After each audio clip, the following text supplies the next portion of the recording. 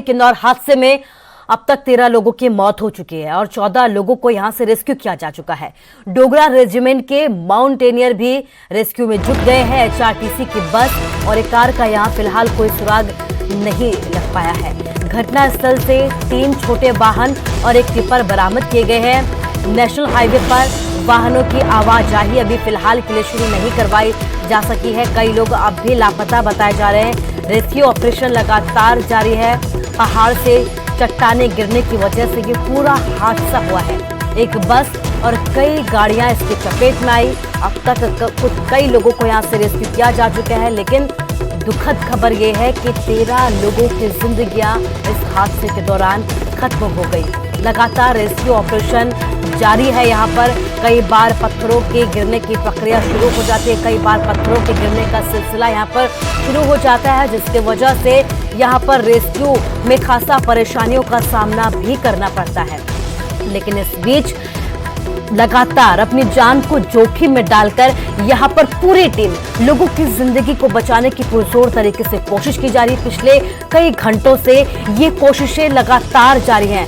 2 तस्वीरें आपको दिखा रहे हैं। एक हादसे की तस्वीर है। आप देख सकते हैं कि कितने भयावह तरीके से यहाँ पर अचानक से चट्टाने गिरने लगती है। पत्थरों के गिरने का सिलसिला जो है वो शुरू हो जाता है और इसी दौरान इस हादसे की जद में कई वाहन आ जाते हैं, कई लोग आ जाते हैं। वहीं दूसरी तस्वीर आपको रेस्क्यू की दिखा रहे हैं। कल शाम के वक्त से ही, कल दोपहर बाद से ही यहाँ पर लगातार जो रेस्क्यू ऑपरेशन जारी है। आईटीबीपी की टीम यहां पर पहुंची थी रेस्क्यू ऑपरेशन के लिए।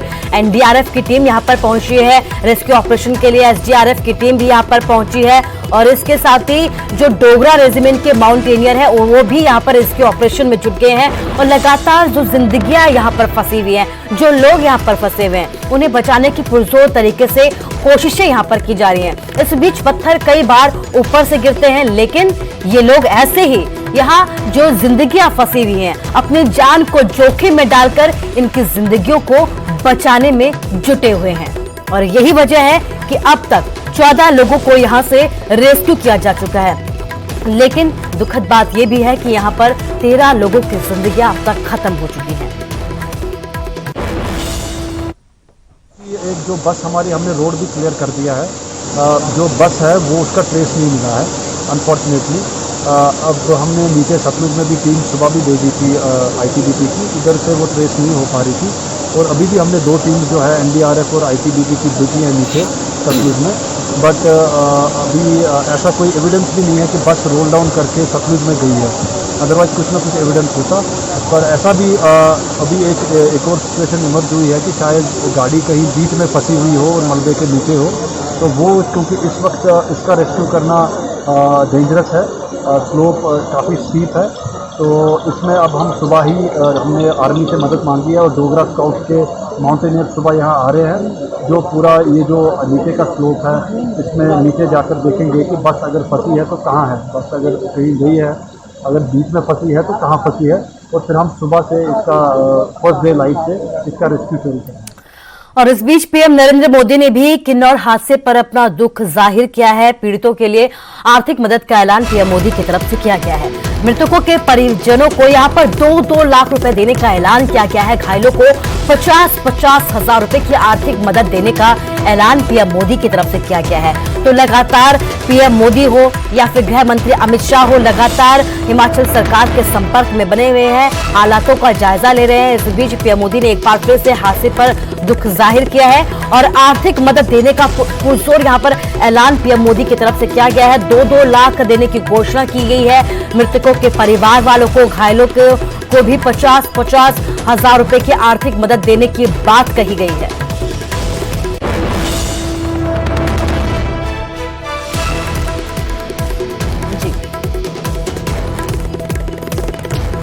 और ज्यादा जानकारी के लिए हमारे संवाददाता अरुण नेगी फोन लाइन से हमारे साथ जुड़ गए किन्नौर से। इसके साथ ही रणवीर हमारे संवाददाता पहुंचे हैं किन्नौर से पूरी जानकारी देने के लिए। सबसे पहले अरुण से मैं जानना चाहूंगी कि लगातार अरुण वहां पर अपनी नजर बनाई हुई है अरुण ने। अरुण, अभी तक की अगर पूरी अपडेट की बात की जाए तो क्या कुछ अपडेट है? ये अभी तक की जो अपडेट है, जो आज सुबह करीब 3:30 बजे एनडीआरएफ और आईटीबीपी द्वारा बचाव एवं राहत कार्य शुरू किया गया था, लेकिन इस उसमें सबसे बड़े ये है कि उसके अंधेरे के कारण कुछ उनको मिला नहीं। जैसे जैसे अंधेरा छटने लगा उनको बस के डेब्रिस मिलने शुरू हो गए। उसके बाद बचाव एवं राहत कार्य के दल ने 2 शव और निकाले हैं बस के मलबे से। अभी और कितनी जिंदगियां हैं उसकी खोज अभी जारी है। जी अरुणा, आप बने रहिए हमारे साथ। रणबीर भी हमारे संवाददाता किन्नौर में पहुंचे हैं। रणबीर, ये जानना चाहूंगी, आप वहां पर पहुंचे, पूरे हालातों को आपने देखा है, पूरी जो हादसा है उसकी तस्वीरें आपने वहां पर लाइव देखी है, पूरी जानकारी वहां से दीजिए। जी देखिए, जानकारी दूं, अभी किन्नौर तक जो है हम नहीं पहुंच पाए हैं। जो अभी तक की जो अपडेट है वो ये है कि जो मौत का आंकड़ा है वो लगातार बढ़ता जा रहा है। मुख्यमंत्री ने पिछले कल कहा था कि जो लोग लापता हैं कुल मिलाकर, जो जिनमें वो भी शामिल है जिनकी मृत्यु हुई है, जिन्हें जो है रेस्क्यू किया गया है, ये जो है कुल मिलाकर ये 50, अधिकतम 50 हो सकते हैं, 40 से 50 ये संख्या हो सकती है। तमाम जो है राहत और बचाव कार्य के दल वहां पर मौजूद है, आईटीबीपी के जवान मौजूद हैं, सेना की मदद ली गई है, एनडीआरएफ है, एसटीआरएफ है, होमगार्ड के जवान है, पुलिस के जवान है। तमाम जो राहत और बचाव कार्य है वो वहां पर पहुंचा। ये जानकारी जो है राज्य सरकार की तरफ से भी यहाँ पर दी गई है। मुख्यमंत्री को भी कल शाम निकलना था, लेकिन मौसम खराब होने की वजह से वो हादसे वाले स्थान पर नहीं पहुंच पाए। अभी ये जानकारी दी गई है कि 8 बजे जो है यहाँ से मुख्यमंत्री निकलेंगे, परिवहन मंत्री उनके साथ होंगे, ऐसा कहा गया है। लेकिन ये भी डिपेंड करेगा कि वो जो हेलीकॉप्टर है उड़ान भर पाएगा या नहीं, क्योंकि मौसम अभी खराब है। देखिए हादसा कितना भयानक है, तस्वीरें सबने देखी हैं। अब कोशिश ये की जा रही है कि कितनी जल्दी ये रेस्क्यू ऑपरेशन पूरा हो। संभावनाएं अभी भी तलाशी जा रही है कि जो लोग मलबे के नीचे दबे हैं उन्हें जो है वो जो है सुरक्षित हो, लेकिन संभावनाएं बहुत कम भी नजर आ रही है।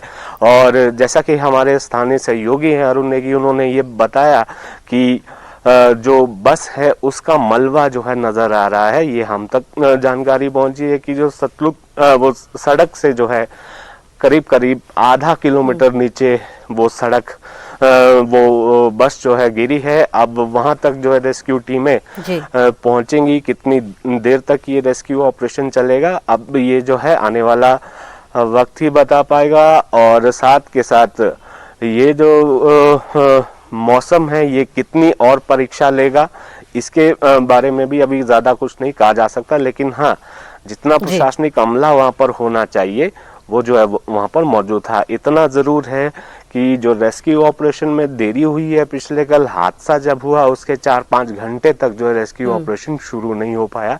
कुछ स्थानीय लोग हैं जिन लोगों के परिजन मलबे में दबे हुए हैं, उन लोगों ने सवाल भी उठाए थे कि क्यों ये देरी हो रही है।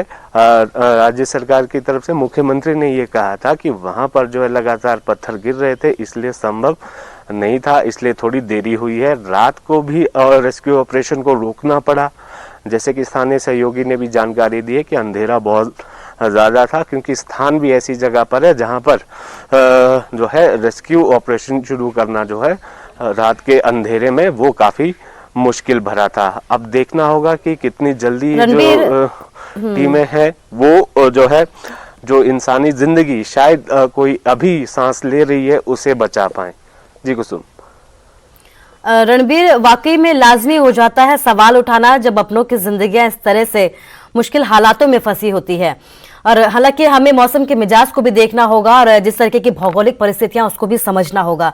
रणबीर, एक बात आपसे ये भी जानना चाहूंगी कि कितने किलोमीटर के दायरे में या फिर कितने मीटर के दायरे में ये पूरा हादसा हुआ है, कितने मीटर के दायरे में ये मलबा गिरा है और अभी तक कितना मलबा वहां से हटा लिया गया है?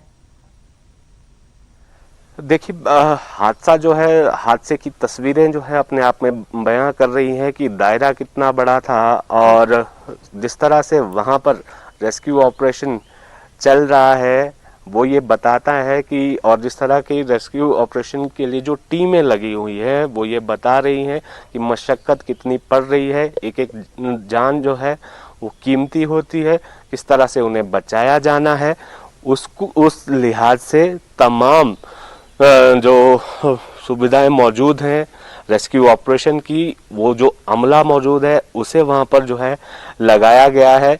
अब देखना होगा कि वहां पर कितनी जल्दी जो है ये रेस्क्यू ऑपरेशन पूरा होता है। कुसुम जी रणवीर, बड़े स्तर पर वहां पर रेस्क्यू ऑपरेशन किया जा रहा है। बेहद टीमें वहां पर पहुंची है, चाहे वो एनडीआरएफ की टीम हो, चाहे वो एसडीआरएफ की टीम हो, चाहे वो माउंटेनियर हो या फिर होमगार्ड पुलिसकर्मी, सब अपने अपने तरीके से वहां पर जिंदगियों को बचाने की कोशिश कर रहे हैं। लेकिन इस बीच में आपसे ये जानना चाहूंगी कि जिन लोगों को वहां से अभी रेस्क्यू कर लिया गया है, उनकी स्थिति कैसी बनी हुई है? जी अभी तक तो ये बताया गया कि 2 लोग जो है काफी गंभीर बताए गए थे, लेकिन बाकी जो है वो उनके बारे में ये कहा गया है कि वो जो है उनकी हालत जो है स्थिर बताई गई है। जी कुसुम।